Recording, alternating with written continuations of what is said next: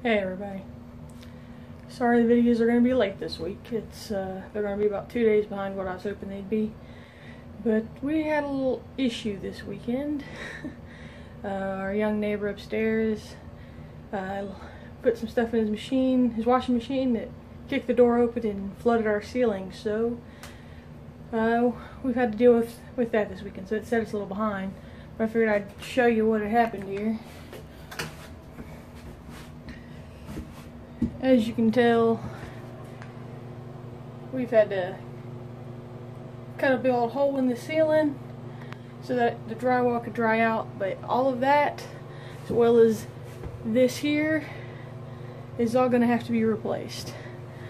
We may even have to get the landlords to replace some of the flooring and the floor joists. Not necessarily the floor joists, but the subfloor. And it also did some damage in here. This wall used to have tables and all kinds of our kitchen appliances, and all of which you can see now are everywhere.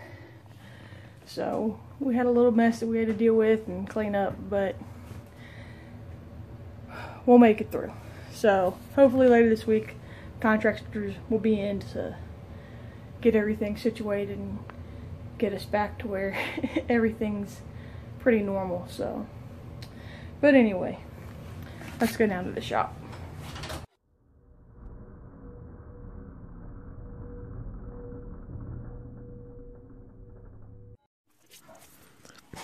So I had recorded part where I explained what we're doing today, but I accidentally deleted it. So here's just a quick overview. I need some better sawhorses so that I can have a nice, wider, more stable surface to work off of down in the basement. So what we're doing today is we're going to accomplish that. We'll cut some pieces to make a flat, level surface, and then we're going to insert a groove so that you put 2x4, a sacrificial 2x4 in the middle, and remove it to make your sawhorses.